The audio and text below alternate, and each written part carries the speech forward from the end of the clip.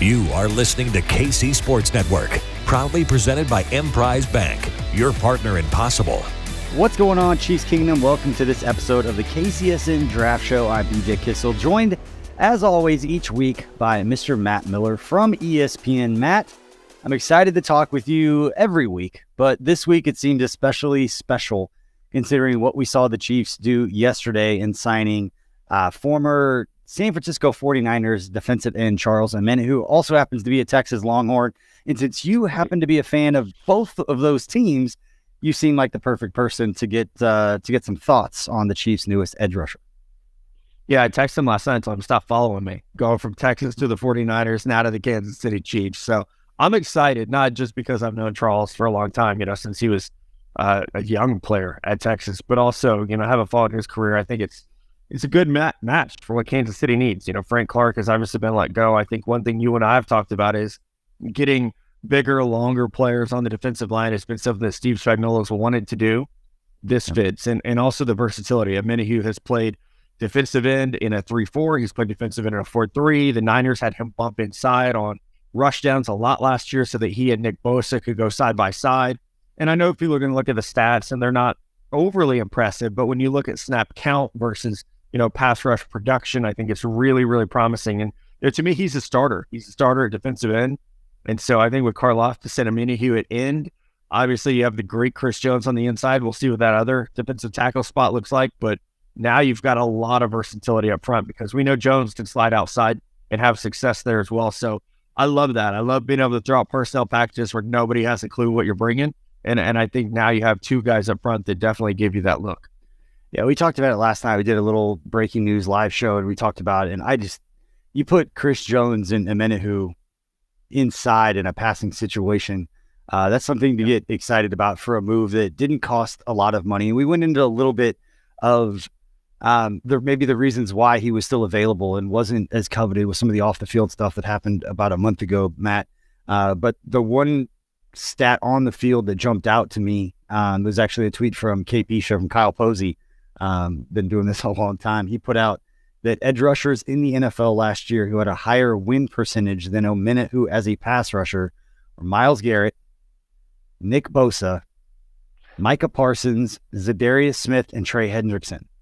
That's the list. And Omenihu is top 15 in total pressures, and he's just 25 years old right now, turns 26 in August. There's a ton of upside with this move for a player on a 2-year deal, did not cost a ton of money at 25, 26 years old. Yeah, and I think, like you guys did last night, you can speak to the off-field stuff. I've been told that will be cleared up any day now. It's actually supposed to be cleared up this week. But I also think the on-field, you're not making this signing unless you're comfortable with it. We've talked about that with prospects this year, whether it be Jalen Carter or other players, that you have to know your locker room and you have to know the player you're bringing into it, obviously. You have to know the person you're bringing into that situation. I think Andy Reid and Brett Veach have shown a willingness to, I don't even feel like this is a situation where you're rolling the dice. They've shown a willingness to, vet those situations and see what will and won't work.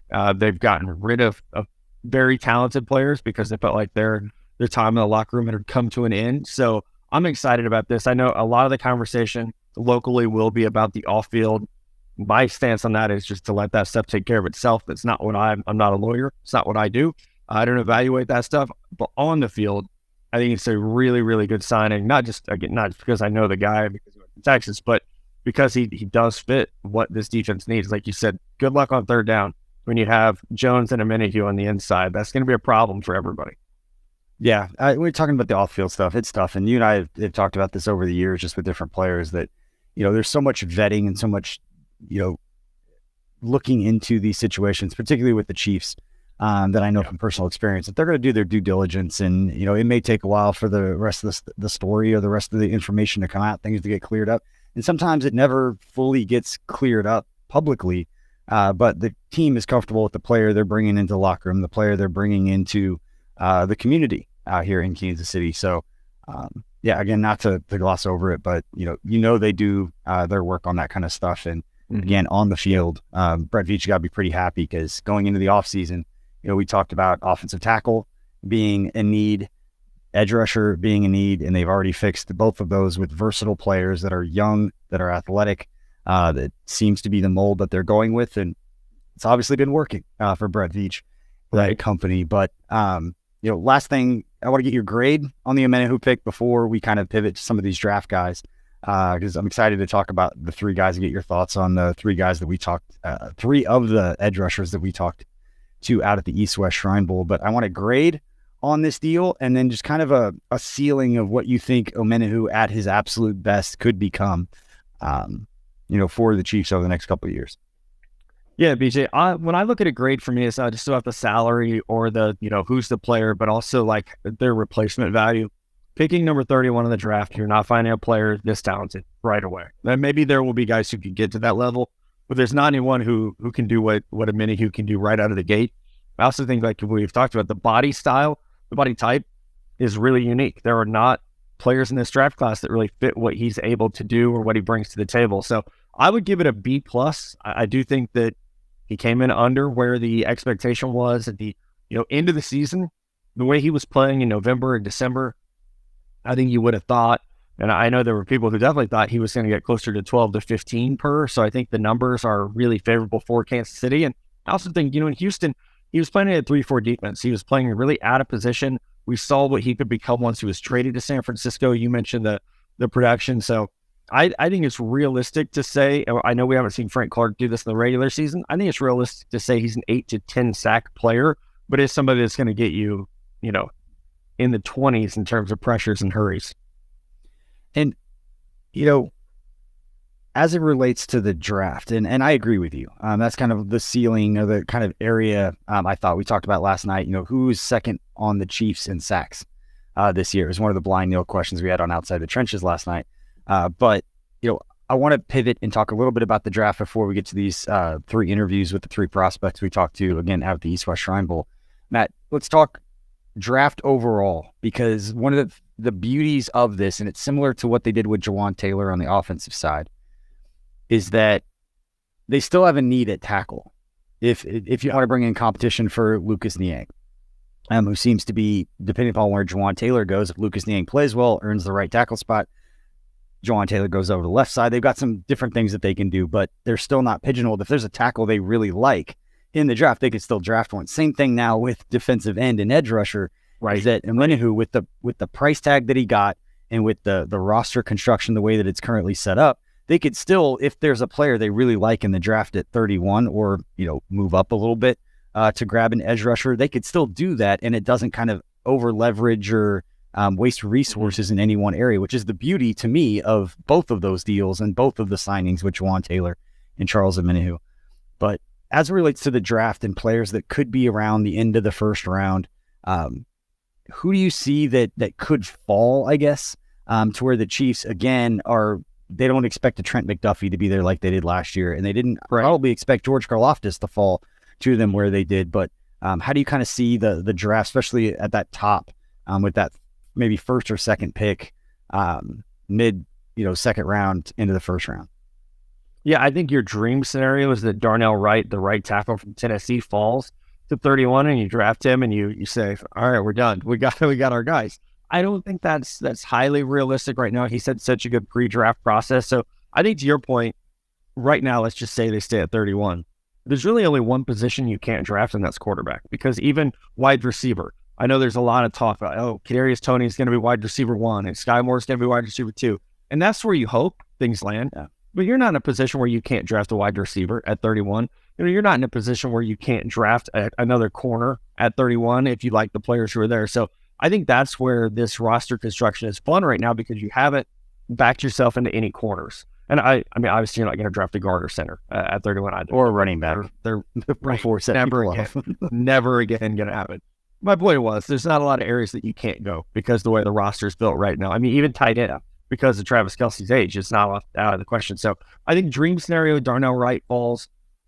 Realistic scenario, maybe DeJuan Jones from Ohio State, who is a massive right tackle. It's funny because he's built a lot like Orlando Brown. I think he's a little bit quicker in terms of foot speed and agility. So maybe a little more suited for what this offense is. I never thought Orlando was a good fit here. So I think that both those players would be better true fits. But I look at the board as being wide open. Like if If Zay Flowers is there, I know we've talked a lot about him before. If Zay Flowers is there, draft his ass. Like, you're not at a spot where you can't have, or if Quentin Johnston's there, you don't have any 6'4" receivers that run a 4.4. So they're really on a good spot, BJ, to just best player available, which is what a Super Bowl team should do. The team y'all played, they're shedding good players on defense like clothes in the summer, man. I mean, they're losing defenders left and right to a point where they have some clearly defined needs that they'll have to draft. Same with the Buffalo Bills, same with the Cincinnati Bengals. I think with the Chiefs right now, a needless team is a great place to be.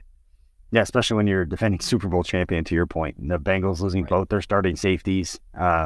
Bills losing pieces. Tremaine Edmonds. It looks like Jordan Poyer's moving on. The rest of the AFC is taking shape. And the Chiefs, we talked about on the show last night, that can you imagine if the Chiefs hit the draft this year like they did last year again, and they get you imagine 5 quality, productive, valuable players year one.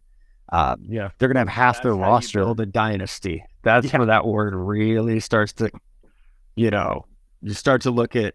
We're already post Tyreek, which I was a doubter that it would last. It was like, okay, how does this team evolve? I did not think it would take 3 months for that to happen. I thought it would be a longer transition. So now you're looking at, Travis Kelce's a day one Hall of Famer, first ballot, one of the greatest ever played position. Now you're starting to look at, okay, he's 33. Even if we have 3 more really, really good years, which I hope happen, what is this offense? Where do we start to take it? And that's why I can't wait. I know they have like 12 picks, 11 picks. Yeah. They're not going to use all those. So it's going to be fun to see what Veach and his crew decide to put together. Yeah, they're going to be moving around in the draft. And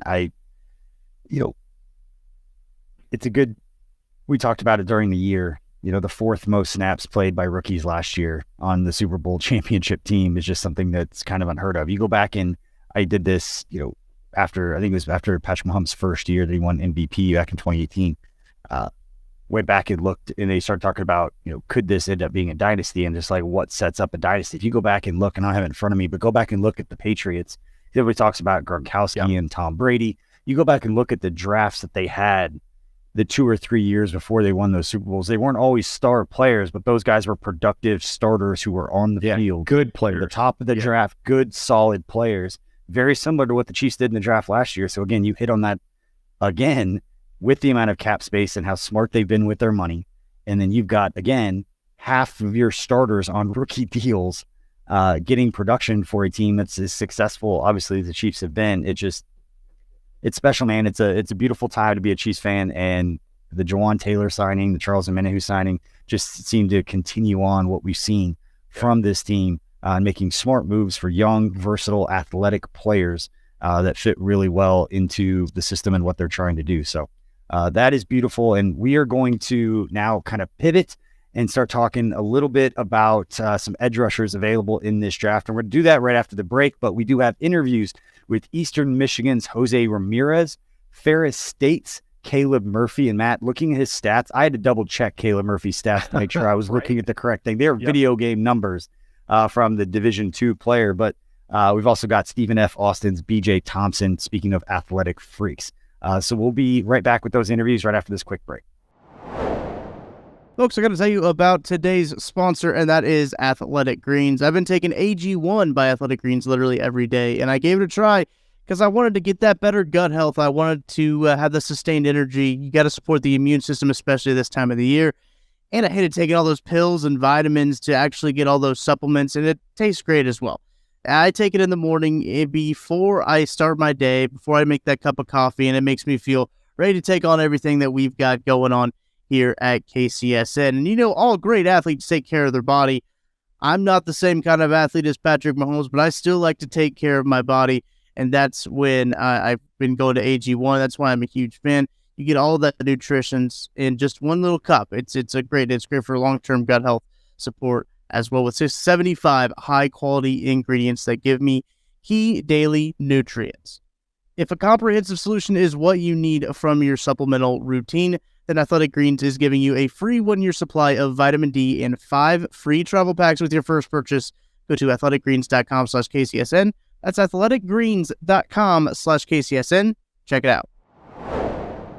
Welcome back to the KCSN Draft Show. I'm BJ Kissel, joined by ESPN's Matt Miller, breaking down, obviously, the Charles Omenihu signing we just did in the first segment. But now, Matt, we could talk a little bit about these 3 edge rushers. Probably day 3 guys in the draft, maybe day 2 for this first guy. You could sneak up there. I'm curious to get your thoughts. Let's start with Eastern Michigan's Jose Ramirez. Again, we're going to throw to the interview that we did at the East-West Shrine Bowl here in just a couple minutes, Matt. But Jose Ramirez, 6'2", 242 pounds. The first thing that jumps out to me is just the size. You've got to have a plan for him. But when you watch him on tape, what stands out to you about Jose Ramirez? I mean, the size is, like you said, it's the first thing that jumps out. I think it shows up oftentimes in a inability against the run. It's probably got to, you got to add some sand in the pants, got a little bit stronger at the point of attack to be an every down player. But I think he, positively what jumps out is just a relentless pursuit. And I think that led to a ton of production. He had almost 19 sacks the last 2 years. He had over 31 hurries in that same amount of time. So he's proven that he can flush the quarterback. He can get into the backfield, make things happen. He's got a good, I think, just easy movement ability. You can tell he's a natural athlete with really, really good first step quickness. It's just like you said, he's not going to get much bigger. So it's about adding, I think, power in the run game. That's where he's got to become better if he's going to be a 3-down player. But I think as a day 3 pick, like you said, there's just natural pass rush tools and quickness that pop all over his tape. Yeah, he's probably a perfect example, and I haven't spent a ton of time studying him.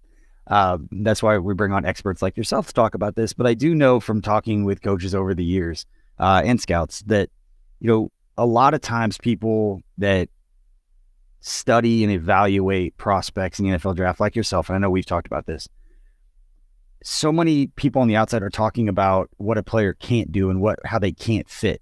Whereas defensive coaches and scouts look, what's the best trait that this guy can do, and what can he do? Because you have to be obviously the best of the best at what you do. And if there's a trait that you have, whether it's the relentless pass rush, and you watch it on his highlights, and we'll get to it when you watch the interview, you can see flashes of an ability that a defensive line coach, an edge rushing coach, somebody is going to watch that and be like, I could find a role for this guy, even if it's a third down pass rushing specialist a couple years from now.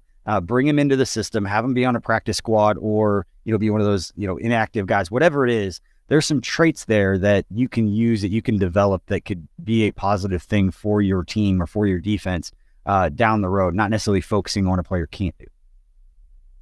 No, you're absolutely right. I think, and I always try to start my notes with what can he do? What are 3 positives? And for Ramirez, it would be, first step quickness, loose hips, and he seems to have a plan, with counters, knows how to set things up over the course of a game. So there's enough there to work with, absolutely, where, Mike Dana was a guy coming out that was super raw and was not good against the run. And you thought, okay, what's our plan? What's our 3 to 4 year plan to get this player onto the depth chart where he can impact the game, even if it's 15 or 20 snaps a game? Now we're starting to see some of that. So I think Ramirez, whereas not as athletic as Dana was coming out, it's a similar type of plan, I think.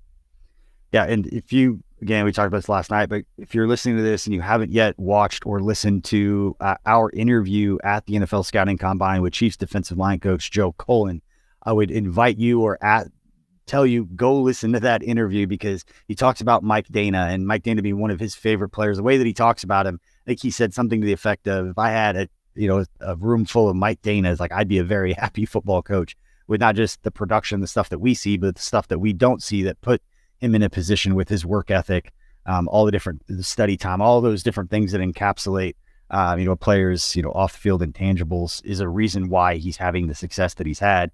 And I joked with Joe Colton that he was the best free agent pickup last year for the Chiefs, because he got the best out of a lot of guys in there. But again, here is our interview with Eastern Michigan's Jose Ramirez. He was the 2022 MAC Defensive Player of the Year.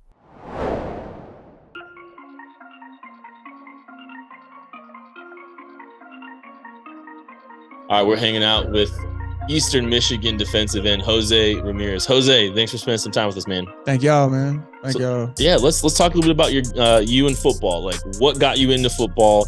What's that story?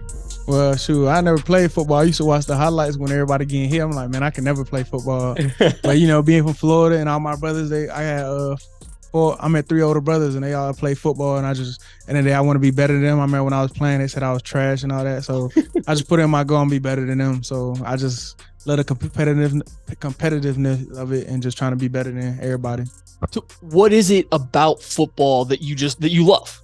I just love the competitive nature of it. Like, at the end of the day, I know it's a team game, but I got to beat that person in front of me. And me being an edge rusher, I know I can help my team out I can change the game by going getting a script sack and I go for a touchdown. So being able to change the game, be able to just beat somebody, just have fun, just winning. So throughout your time and your journey through football, has there been anybody that's inspired you, anybody that's been a big piece of why you are who you are to this day as a football player? Oh yeah, most definitely. I mean, it's gonna start with my family foremost, especially my mom. I feel like my mom, she's a hard worker. She taught me how to do it. I remember in JUCO, I had 3 jobs, and everybody was like, "Oh, Jose, man, you working too hard to do this and that." And I was just like, at the end of the day, my mom done did it all the time to provide for us. So for me, it didn't seem hard and this and that. So that pushed me through that part of my process of my football life, and then just like having like people in my life, like my coaches, like even especially at Eastern, like my coach, Coach Needham and Coach Creighton, just building my faith and things like that nature just made me love football that much more. The opportunities, I wouldn't be here. I want to be out of Florida. I would have been in the same neighborhood if I never got this opportunity. So it's a blessing. You said you worked 3 jobs during community or during JUCO. Yeah. What were those 3 jobs? Oh shoot! First I had a dishwashing job. I go wash dishes. And after that, I work at Harbor Freights at the factory, and they knew I played football, so they always made me get the smallest boxes weigh the most, so they always made me go there. I'd be breaking my back but I always looked at it like, oh, it's a workout. This is my workout for the day. I'm gonna do this, then go work out at the weight room. So I always looked at the workouts, try to get a good feel about it, it's not just work. After that, I had something in the morning. I had a flip job inside for an RV store.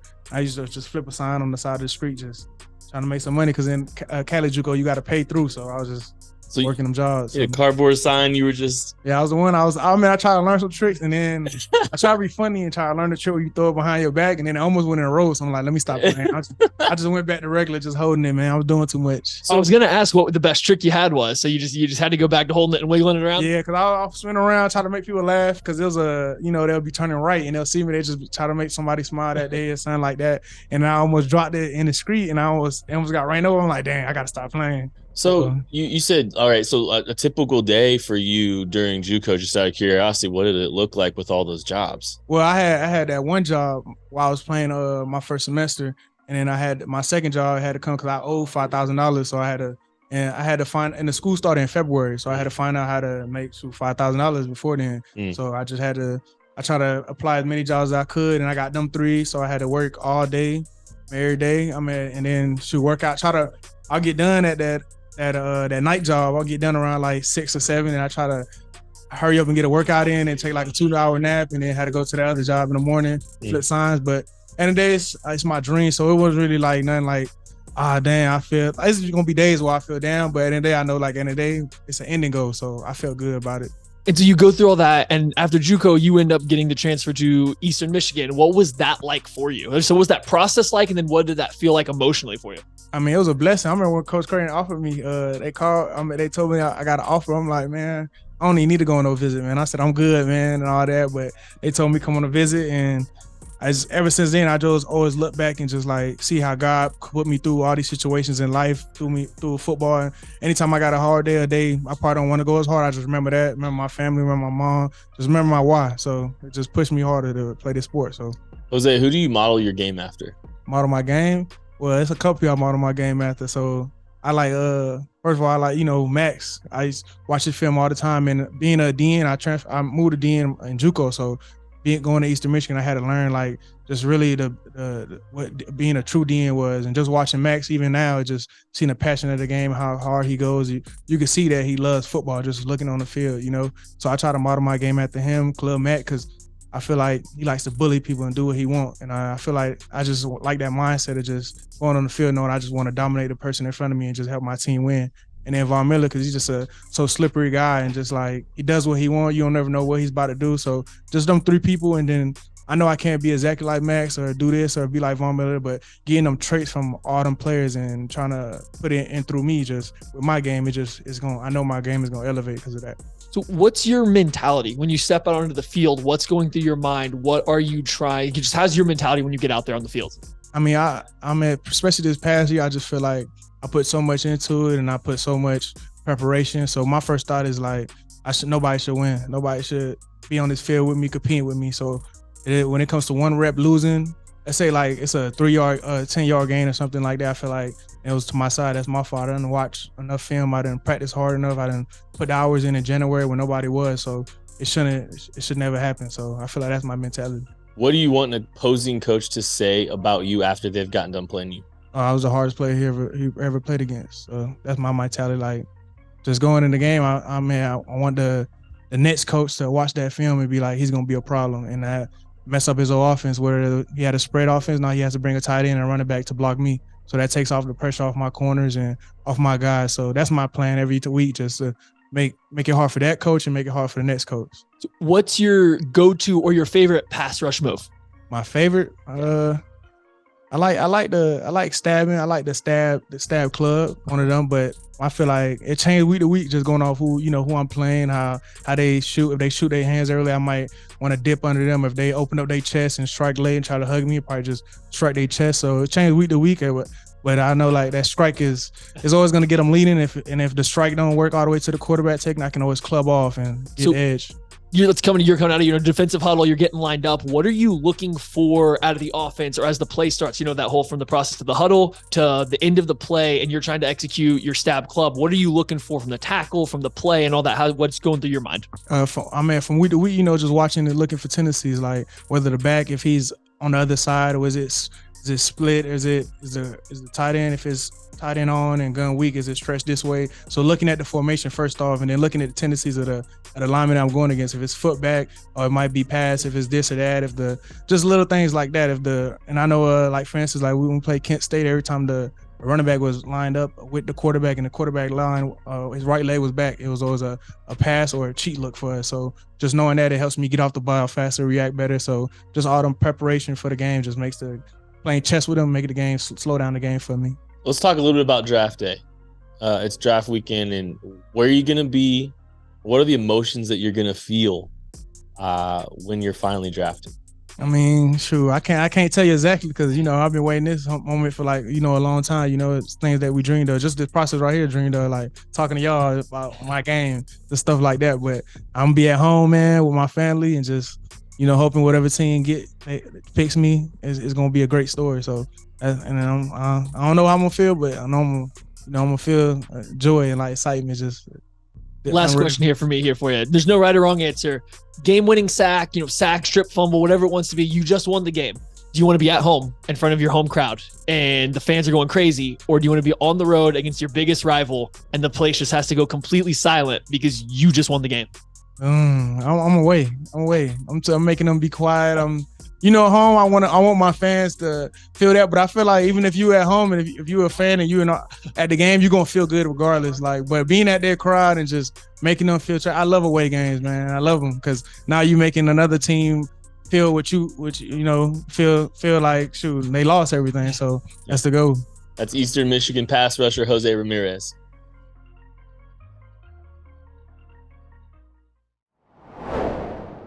All right, Matt, what stood out to you about the interview? For me, it was the 3 jobs in JUCO and paying his own way, right? And that whole deal. That coming up with $5,000 on the spot. Yeah, there's a lot to love about the story with Jose Ramirez, and let's put a bow on that before we talk a little bit. We spent about a minute here talking about some breaking news that came out I know we're not doing the show live, but it came out as we're recording. I want to react to it.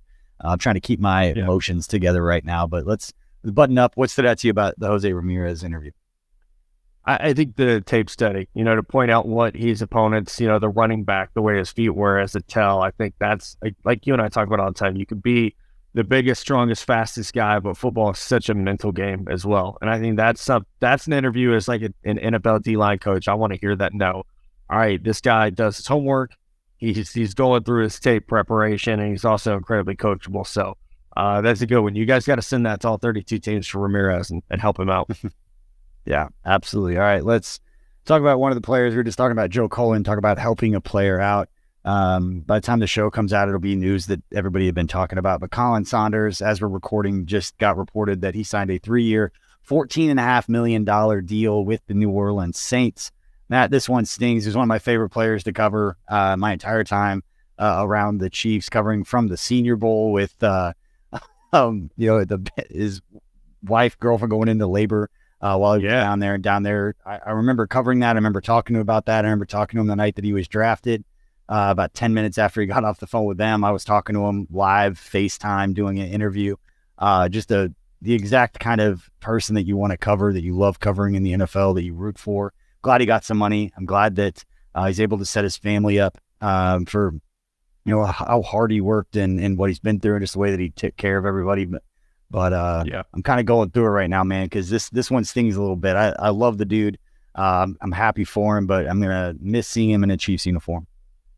Yeah, and I think the Chiefs are going to miss him as a player. Not just the personality, which is infectious, and the sense of humor he brings to a locker room, but the athleticism. I mean, I don't have to remind you guys that in the Super Bowl, he was the only player to technically sack Jalen Hurts, and it was a great play where he's chasing him to the sideline, and you're thinking, how in the world is this defensive tackle running down Jalen Hurts? But he did, and so I think you're also going to miss that interior production. We were just talking before this news broke about how the Chiefs need those guys that can play 15, 20 snaps as a pass rusher, and that was something that he did really well. So it's getting a little thin at defensive tackle, BJ. I always start to think about that because so much of my job is team building and roster construction, and it's like, okay, who's going to replace those snaps? I know Tershawn Wharton, got hindered. He's obviously going to be in line for a much, much bigger role.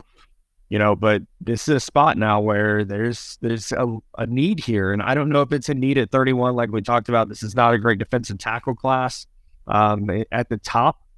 But I think that's where they're going to have to use some of these, 11 or 12 draft picks to try to get a guy that can come in and at least be in the rotation early. Yeah, and this is the situation the Chiefs are going to find themselves in with a lot of different young players they bring in. They draft in the third round. They develop them. They get really good, and they can't pay everybody. You got to trust the organization to make decisions that they think are best for them. Doesn't mean that it doesn't suck at times. This is one of those times for me that it just sucks because I selfishly love watching him again in the Chiefs uniform. But coming off the best year of his career, again, 48 tackles last year, 3.5 sacks during the regular season. And then you mentioned, this chasing Jalen Hurts out of bounds. I mean, that is exactly from a draft evaluation standpoint. When you talked about his athleticism coming out of Western Illinois, you talked about having some unique traits. That guy, for the way that he moved, the way that he moves, you saw it on that sack, and that is right.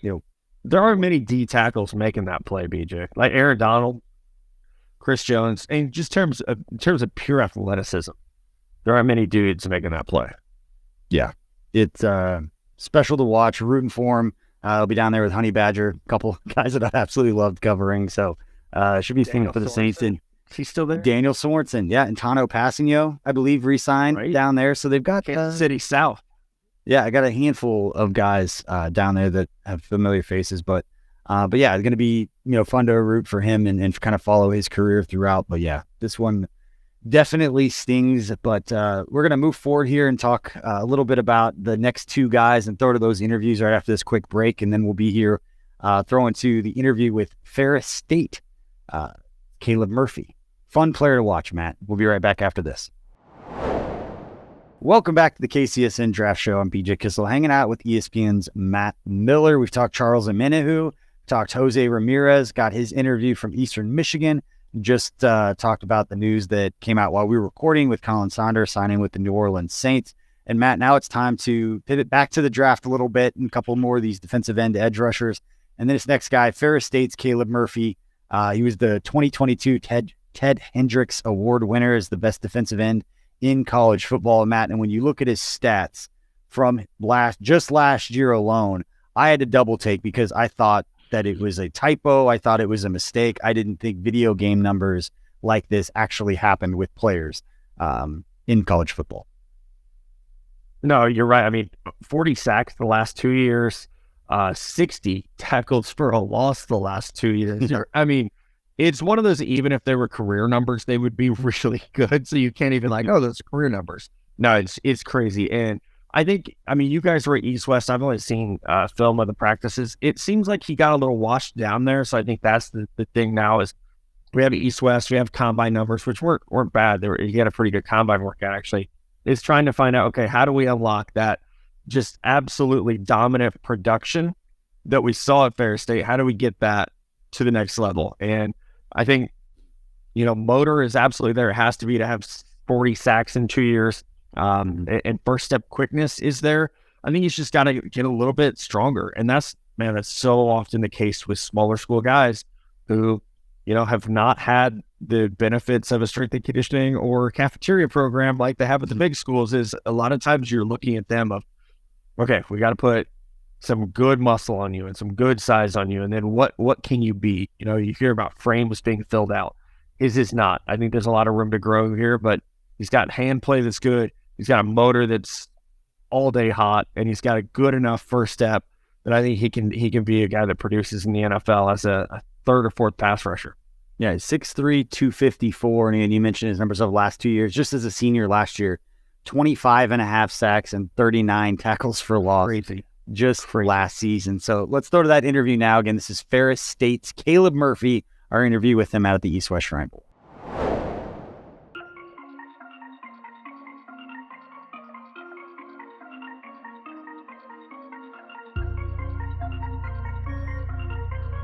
Football is my life, man. I've played football since I was 7 years old. I looked at my older brothers playing. I was like, I want to do that.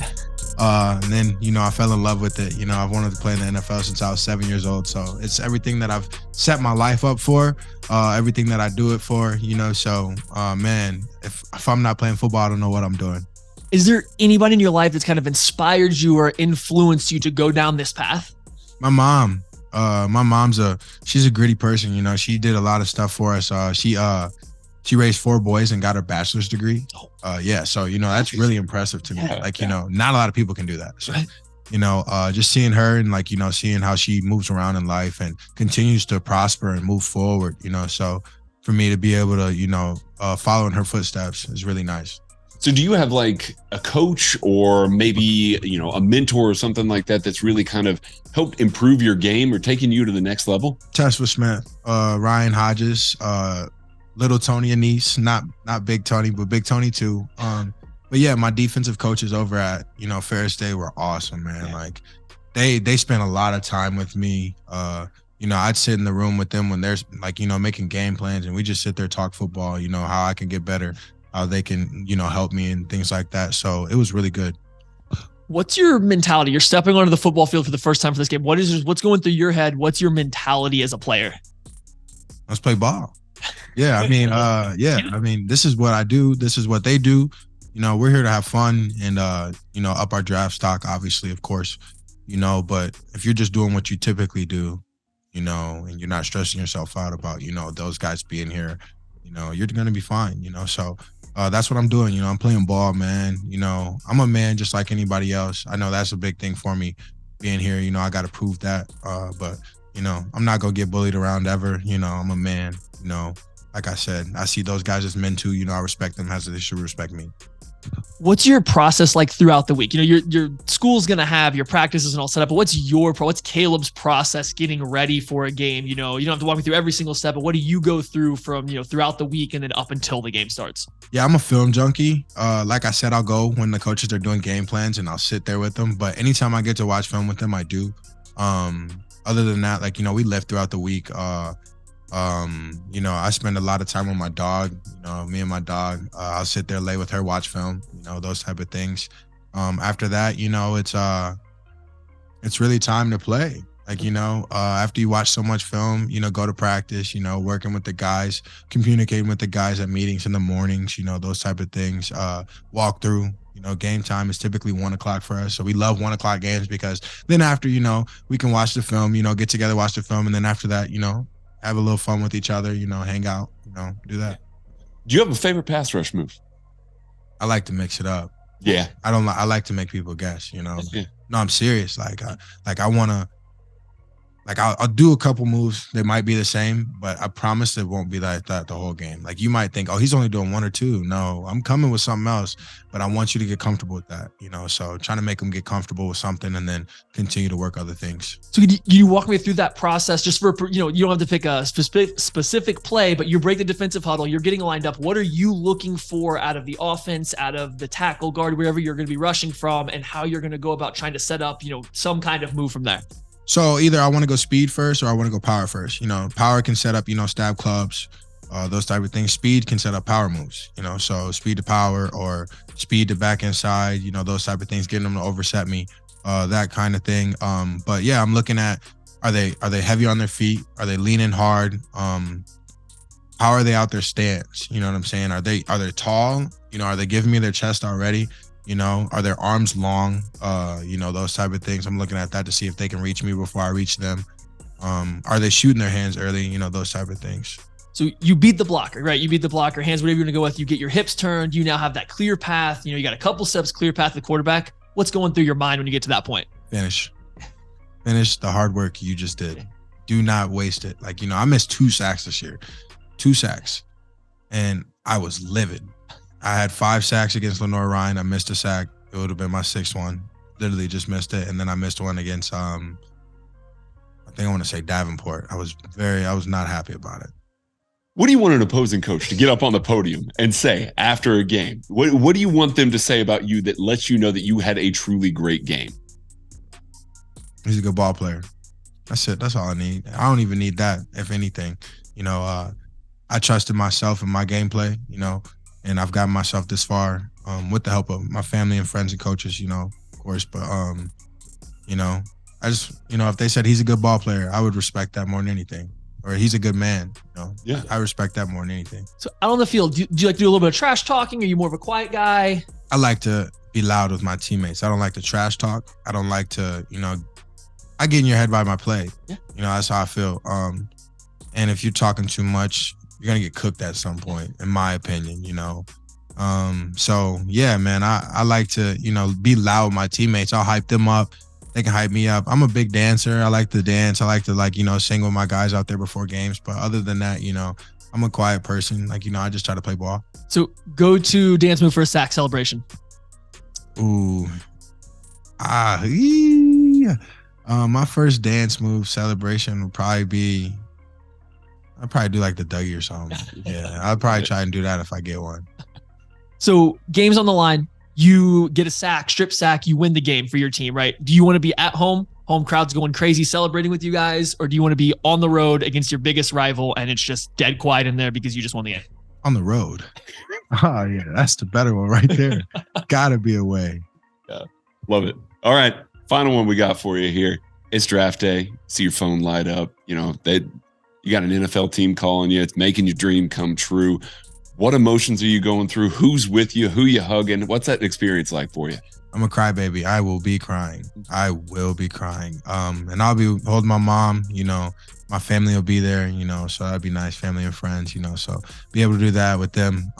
Some teammates. I'll make sure some teammates. I want my teammates to be there. So, it's going to be fun.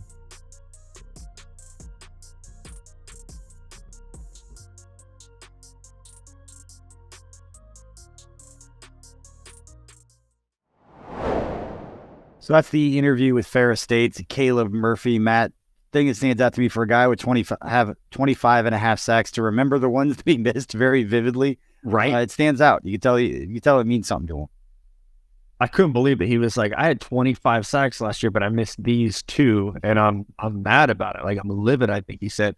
That stood out to me. I also love the absolute certainty with which he said he would want to close out a game on the road and just silence that crowd. I am the exact same way. Every time I hear the guys ask the question, I always think, gotta do it on the road. Gotta there's nothing colder than doing that on the road. So I absolutely love that answer.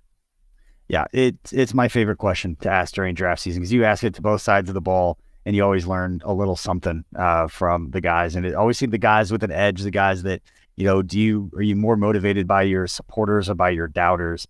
I think there's a lot of similarities with the answers on those, where the guys who are motivated by the doubters would rather go on the road and shut everybody up. Whereas, the guys that are motivated by their supporters and the people around, positive vibes around them, being more, wanting to be at home. But again, that was Ferris State's Caleb Murphy. Now let's transition to the last one. It's Stephen F. Austin's BJ Thompson. Matt, 6'5", 238 pounds, started his career at Baylor with that crew. Athletic is the thing that jumps out when you talk to anybody about BJ Thompson. 4.56 40-yard dash with a 40-inch vertical. That stands out for a guy who's 6'5", again, 238 pounds. Yeah, he's got to get bigger, right? But, Leonard Floyd was about that size coming out of Georgia, and he has been a really, really good player throughout his NFL career. So I look at the length is automatically great. That's an A+. And also, watch him on tape. He sets up his moves really well. You can tell that it's a coordinated attack when he goes after a left tackle or a right tackle. So that's something I like about his game. Is he is athletic, but he's not just an athlete. It's not just finding production because he's long and fast, but it's actually his moves, his hand usage. So yeah, he's got to get stronger, absolutely. But I do think there's a role for a player like this. Yeah, we're talking about day 3 picks, not expecting, them to do a ton as a rookie. I think he's a good candidate to get on the practice squad and eat and lift as much as he can for the next year. Yeah, he 20.5 sacks over the last 3 seasons at Stephen F. Austin. And then not a huge surprise, but he's on Bruce Feldman's, freaks list, where it comes out with the most athletic players at different positions in college football. So here's our interview with Stephen F. Austin's BJ Thompson out at the East-West Shrine Bowl.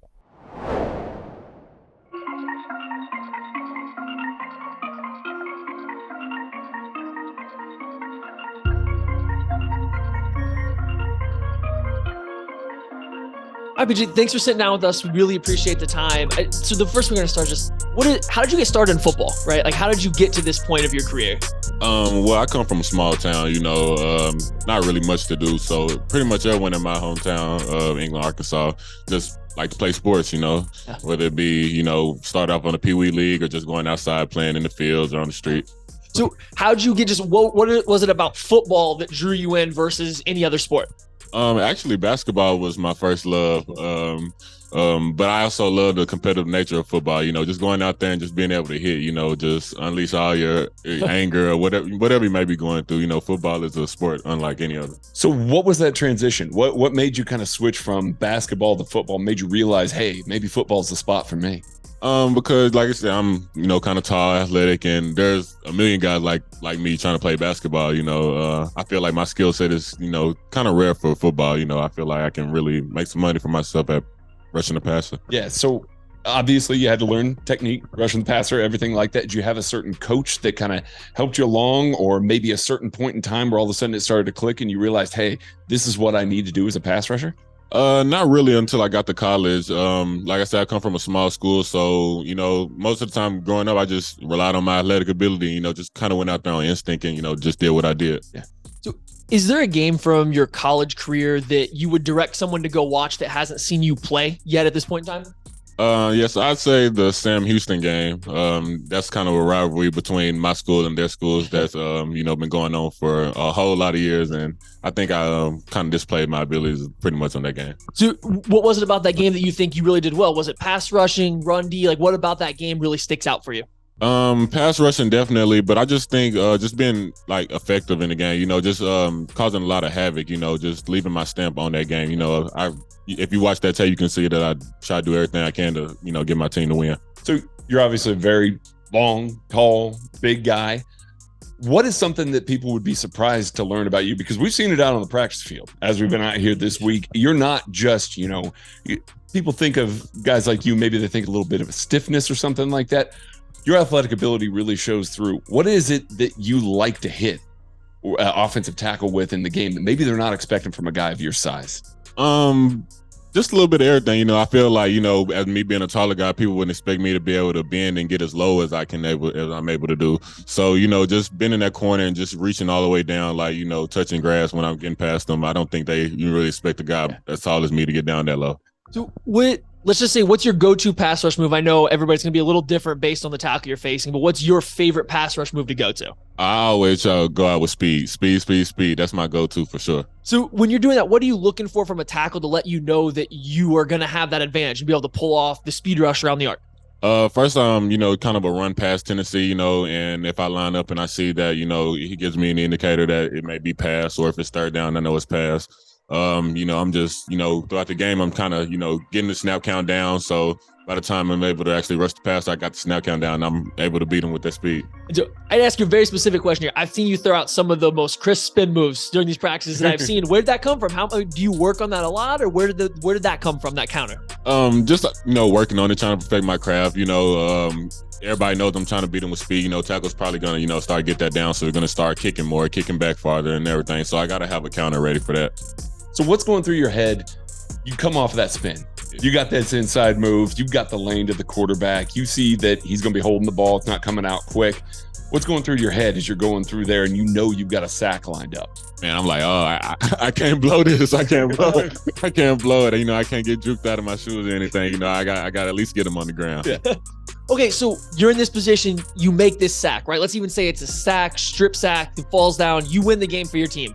At home, in front of the home crowd, they're going crazy. You said Sam Houston's big rival. At home, your fans are going crazy for that, or on the road in their house, and they have to go quiet? Probably at home, most definitely. There's nothing like, hearing the home fans and, fans and family all being around to, enjoy and celebrate with you. So you come off the field, you've had a big game. What do you want to hear the opposing coach be saying about you on the podium that makes you feel like you've had a really good game? I just want to hear him say, we tried our best, but there wasn't really much we can do.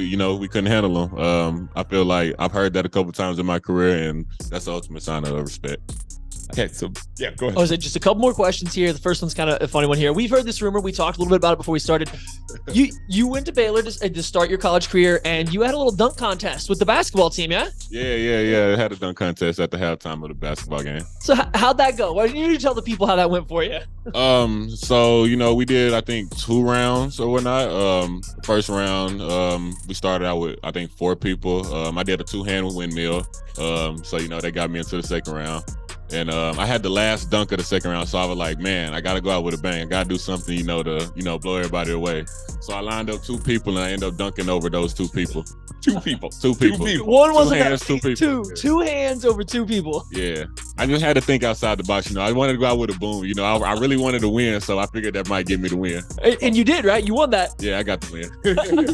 Oh, that's great. Okay, real question here. We fast forward in this draft process, right? It's a long process. You're going through all this. You get that phone call on draft night, pick up, team says, they're selecting you right then. What's going through your mind? What are those emotions that you're feeling? Just a sense of pride and, that I actually made it. Like I said, I come from a small town. Not too many people make it out of that situation, especially where I'm from. So just to be able to make it and, feel accomplished and doing something and living out my dreams, it would mean the world for me. Who's going to be there with you? Who's the first person you're hugging when this happens? Oh, my grandma, for sure.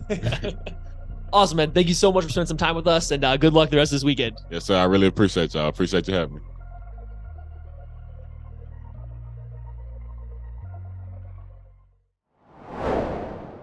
All right, that was Stephen F. Austin's BJ Thompson winning a dunk contest. Matt, that's something that I don't normally see from your edge rushers. No, but that's what you like to see, right? You lose one hyper-athletic interior offensive lineman. Maybe you're looking at a developmental outside lineman who can throw down some 360s. So, no, that's great. And that's what you want, right? I think it's weird how much that translates. That's why we study things like vertical jump, 3-cone.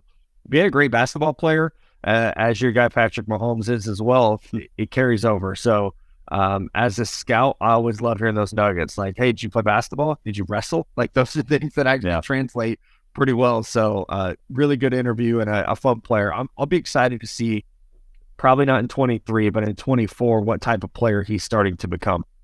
Yeah, good stuff. Enjoyed those interviews out at the East-West Shrine Bowl. Again, that was Eastern Michigan's Jose Ramirez, Ferris State's Caleb Murphy, and Stephen F. Austin's BJ Thompson. Again, off the top of the show, we talked about the Charles Omenihu news, broke down some Colin Saunders. Should be another busy day, busy week for Chiefs fans as we get through free agency. Now the free agency officially begins later today. We'll have you covered here at KC Sports Network. We appreciate everybody for listening, hanging out. Make sure to follow us, like, and subscribe for watching on YouTube. If it's your first time watching, go look around at the rest of the stuff that we got here on the channel. and follow us and hit that subscribe if you like what you see. We appreciate everybody's support, and we'll see you next time. Thanks for watching this production of KC Sports Network, the fastest growing sports media network in Kansas City. Check out these videos that feature our team of more than 15 former players, insiders, and analysts bringing you the best Chiefs coverage you can find. Entertain, educate, inform. KC Sports Network.